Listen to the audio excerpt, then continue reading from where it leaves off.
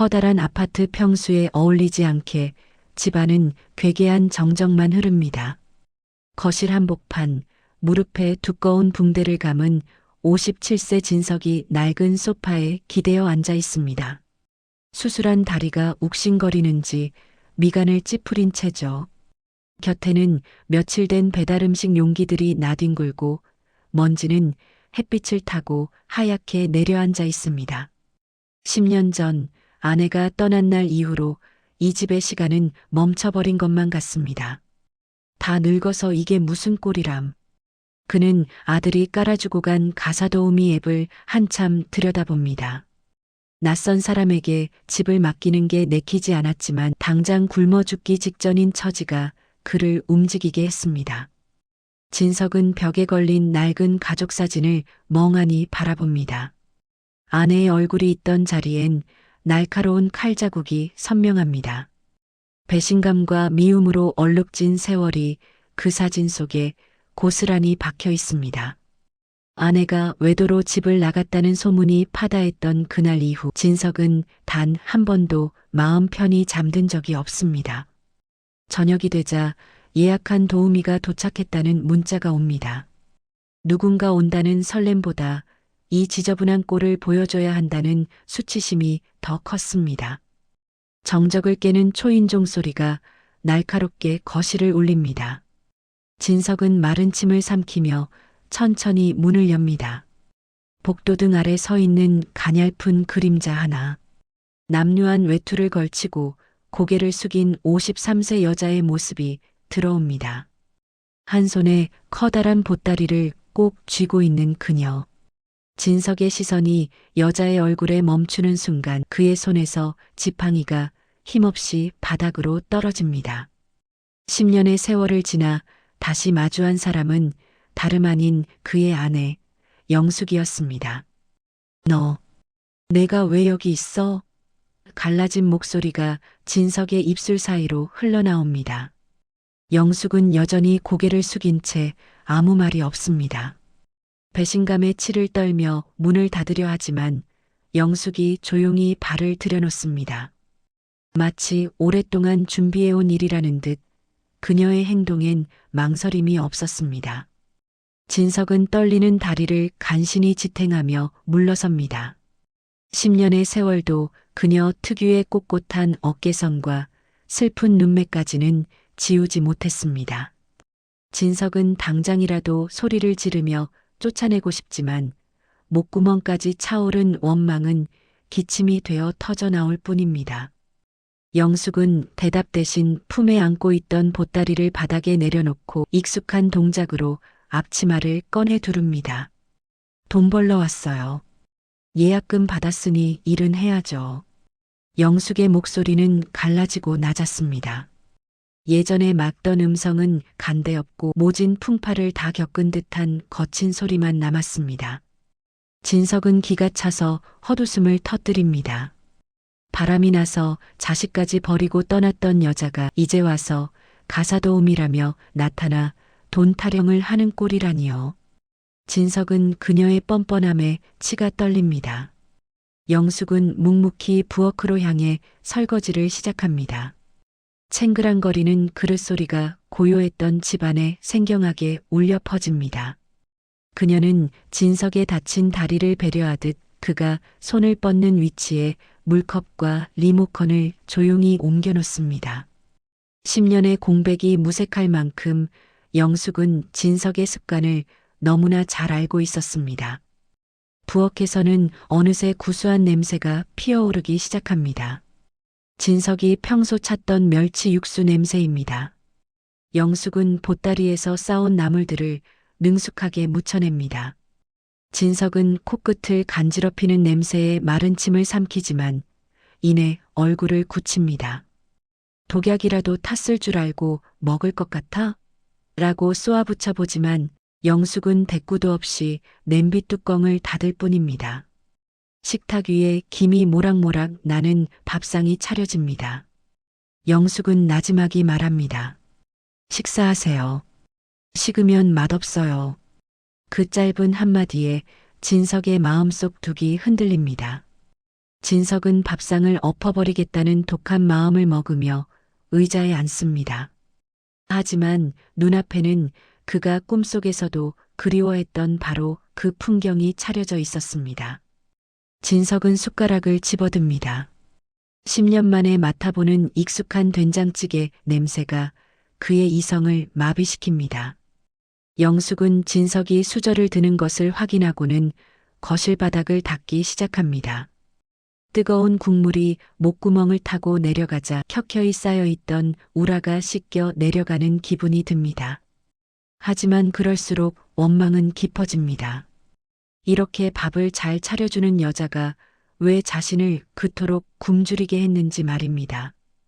이딴 거 차려주면 내가 고마워할 줄 알아? 내 죄가 밥 한 끼로 닦일 것 같냐고. 진석이 고함을 지르지만 영숙은 묵묵히 걸레질에만 열중합니다. 그녀의 마른 팔꿈치 뼈마디가 도드라져 보입니다. 진석은 억지로 밥을 꾸역꾸역 밀어넣습니다. 모순되게도 맛은 기가 막힙니다. 오직 진석의 입맛에만 딱 맞춘 감과 온도입니다. 영숙은 이어 욕실의 묵은 때를 벗겨냅니다. 차가운 타일 바닥에 무릎을 꿇고 앉아 솔질하는 소리가 거실까지 들려옵니다.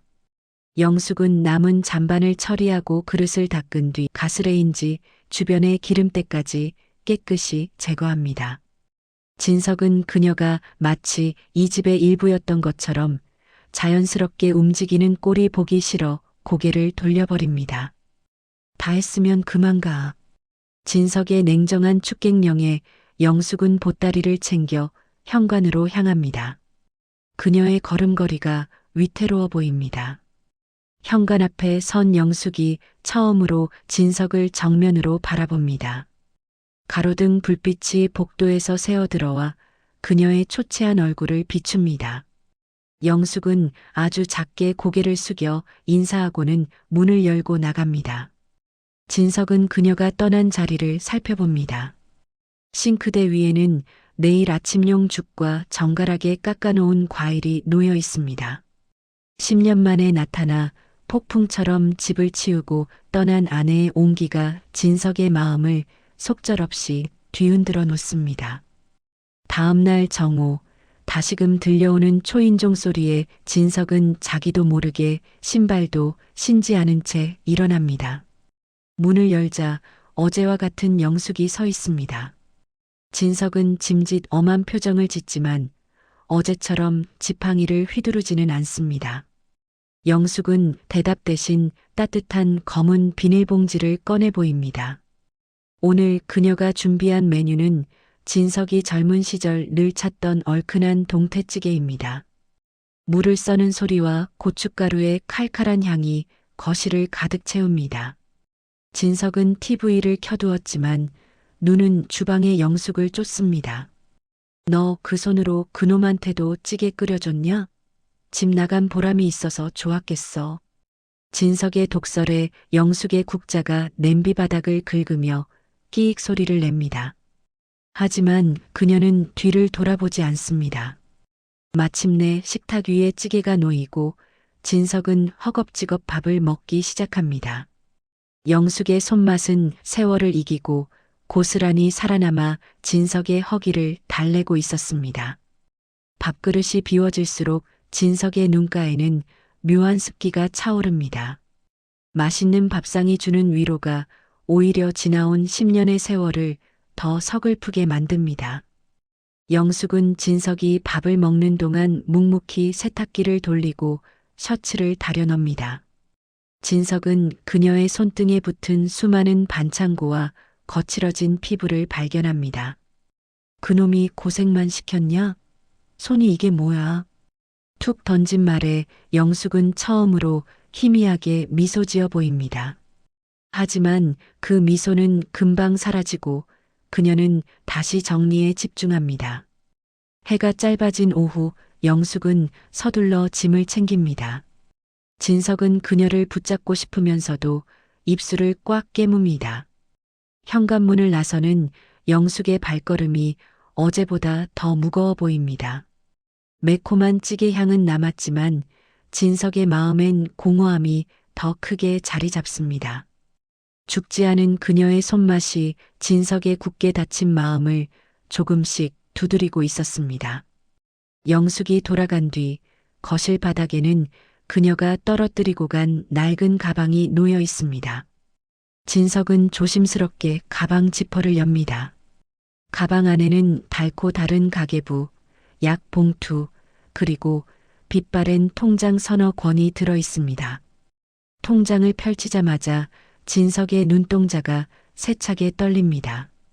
그곳에는 10년 전 두 사람이 갈라선 그달부터 시작된 입금 기록이 빼곡하게 적혀 있습니다.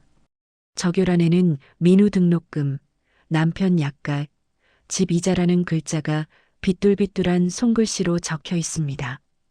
10년 전 사업이 망해 길바닥에 나앉을 뻔했을 때 누군가 익명으로 보내주던 돈들이었습니다. 진석은 그 돈이 아내의 배신에 대한 양심 가책이라 믿으며 저주를 퍼부었었죠. 하지만 통장에는 식당 일당이라는 글자와 함께 피땀 어린 흔적이 고스란히 박혀 있었습니다. 이게 다 뭐야? 너 설마. 영숙은 지난 10년 동안 전국 식당을 전전하며 번 돈을 진석과 아들을 위해 보내왔던 것입니다. 가방 깊숙한 곳에서는 사채업자들의 채무 변제 확인서도 나옵니다. 본인이 모든 채무를 승계하며 남편에게는 알리지 않는다는 조항. 진석은 숨이 막혀와 가슴을 움켜켭니다. 그녀는 홀로 사채업자들에게 무릎을 꿇고 자신의 생을 담보로 넘겼던 것입니다. 진석은 통장을 가슴에 품고 오열합니다. 낡은 종이에서 배어나오는 찌개 냄새가 그녀의 고단함을 말해주고 있었습니다. 그때 가방 구석에서 떨어진 영수증 한 장이 눈에 띕니다. 대학병원 이름이 선명한 진료비 영수증에는 췌장암 사기, 항암 치료 거부라는 메모가 적혀 있습니다. 진석은 비명을 지르며 무너져 내립니다. 암세포가 몸을 갉아먹는 고통 속에서도 그녀는 진석의 수술 소식을 듣고 이 집을 찾았습니다. 죽기 전 마지막 손맛을 보여주기 위해 남은 생의 에너지를 쥐어짜고 있었던 것입니다. 진석은 깨닫습니다. 그녀는 진통제 기운이 떨어져 고통스러워하는 모습을 보이고 싶지 않아 매일 서둘러 나갔던 것입니다. 내일 아침 그녀가 다시 올 수 있을지 몰라 진석의 심장은 타들어갑니다. 진석은 거실 바닥의 서류들을 하나하나 다시 읽습니다. 영숙이 사채업자에게 쓴 처절한 각서가 나옵니다. 남편과 아이만 건드리지 않는다면 내가 평생 빚을 갚겠다. 영숙이 집을 나가던 밤 다른 사람이 생겼어라며 모진 말을 남겼던 건 사랑하는 가족을 살리기 위해 스스로 오명을 뒤집어 쓰고 떠나는 비명이었습니다. 진석은 아들 민우의 예전 일기장도 꺼내봅니다. 누군가 익명으로 보낸 돈 덕분에 등록금을 냈다는 기록. 아버지가 어머니를 원수처럼 증오하는 동안 그 학자금이 어머니의 짓무른 손가락 끝에서 나온 눈물이었다는 것을 아들은 몰랐습니다. 진석은 자신이 얼마나 비겁한 가해자였는지 깨닫고 바닥을 주먹으로 내리칩니다. 가방 주머니에서 발견된 마지막 가족 사진은 테두리가 해질 정도로 소중하게 간직되어 있었습니다. 진석의 거실 사진은 칼자국으로 훼손되었지만 영숙의 사진 속 그녀는 환하게 웃고 있습니다. 그녀가 겪었을 외로움과 공포 그리고 자신에게 받아온 모진 저주들을 어떻게 다 버텼을지 진석은 상상조차 할 수 없습니다. 어스름한 새벽빛이 복도로 스며들 때쯤 진석은 멀리서 들려오는 느린 발자국 소리에 귀를 곤두세웁니다. 한 발 한 발 무거운 몸을 이끌고 계단을 오르는 소리는 분명 영숙의 것입니다. 초인종이 울리기 직전 진석은 문을 벌컥 열어젖힙니다. 문 밖에는 식은땀을 흘리며 벽에 기대어 선 금방이라도 쓰러질 듯한 영숙이 애처롭게 서 있습니다. 진석은 맨발로 뛰어나가 쓰러지려는 영숙의 어깨를 낚아챕니다. 10년 만에 닿은 아내의 몸은 뼈만 남은 듯 차디찹니다. 영숙은 당황하며 품에 안고 있던 곰탕 재료 봉지를 놓치지 않으려 안간힘을 씁니다. 너 이 미련한 여자야. 이게 다 뭐야? 이 몸을 해서 왜 여기로 와? 진석의 비명이 복도에 울려 퍼집니다. 영숙은 진석의 손에 들린 통장들을 보고 소스라치게 놀라며 고개를 떨굽니다. 진석은 영숙을 소파로 옮기고 그녀 앞에 무릎을 꿇습니다. 독불장군 진석이 아내의 바짓가랑이를 붙잡고 어린아이처럼 목 놓아 우느라 어깨를 들썩입니다. 영숙은 떨리는 손으로 진석의 머리카락을 쓸어내립니다. 내가 죽일 놈이다, 영숙아. 두 사람의 오열이 텅 빈 집안을 채우며 10년의 증오를 녹여내기 시작합니다. 진석은 진통제를 찾아 건네며 그녀의 굽은 등을 어루만집니다. 영숙은 갈라진 목소리로 속삭입니다. 당신이 감옥에 가는 것보다 미움받는 게 훨씬 쉬운 일이었다고요. 그녀는 타지 식당 쪽방에서도 남편의 안위를 걱정하며 홀로 고독을 견뎠습니다. 진석은 영숙을 품에 꼭 안습니다. 이제 아무데도 가지 마. 내가 밥도 차려줄게. 영숙은 세상의 모든 짐을 내려놓은 듯 머리를 기댑니다. 남편의 품은 10년 만에 찾아온 유일한 안식처였습니다. 진석은 아들 민우에게 전화를 겁니다. 민우야, 엄마 집에 왔다. 어서 와라. 진석은 남은 시간이 얼마이든 끝까지 그녀 곁을 지키겠노라고 신 앞에 맹세합니다. 저녁 노을이 거실을 주황빛으로 물들입니다. 소파 위에는 진석과 영숙이 나란히 앉아 있습니다. 진석은 서툰 손길로 곰탕을 끓여 올립니다. 영숙은 기운이 없는지 진석의 어깨에 머리를 기대고 있고 진석은 그녀의 마른 손을 꼭 감싸 쥐어 체온을 나눕니다. 영숙아, 내가 기가 막히게 끓여줄게. 식탁 위에는 진석이 차려낸 소박한 밥상이 놓입니다. 영숙은 진석이 떠넣어주는 국물 한 술을 세상에서 가장 귀한 보약인 양정성스럽게 받아 넘깁니다. 영숙은 가느다란 손으로 진석의 눈물을 닦아줍니다. 아들 민우가 달려와 어머니의 손을 잡습니다. 세 사람의 손이 겹쳐지는 순간 10년의 시린 냉기는 흔적도 없이 사라집니다. 밤이 깊어지자 영숙은 잠든 듯 고요하게 눈을 감습니다. 진석은 마지막 순간까지 사랑한다는 말을 멈추지 않습니다. 10년 동안 가두어 두었던 진심이 제자리를 찾았습니다. 그녀가 남기고 간 것은 단순히 깨끗해진 집안이 아니라 어떤 풍파에도 꺾이지 않았던 숭고한 희생과 사랑 그 자체였습니다. 며칠 후 진석은 다시 혼자가 되었지만 집안은 예전과 다릅니다. 부엌에는 영숙이 미리 만들어둔 밑반찬들이 든든하게 채워져 있습니다. 진석은 이제 아내를 원망하지 않습니다. 밥솥에서 피어오르는 하얀 김은 영숙이 남기고 간 마지막 온기처럼 진석을 감싸 안습니다. 진석은 칼자국 난 가족 사진을 테이프로 정성껏 붙입니다. 상처조차 이제는 가족의 역사임을 받아들인 것이죠. 가계부 뒷장에 적힌 우리 가족, 밥 잘 챙겨 먹고 아프지 말기라는 문장에 그는 대답합니다. 걱정 마라 영숙아. 나 잘 살게. 노을이 지고 어둠이 찾아와도 진석의 집에는 이제 꺼지지 않는 마음의 등불이 밝게 켜져 있습니다.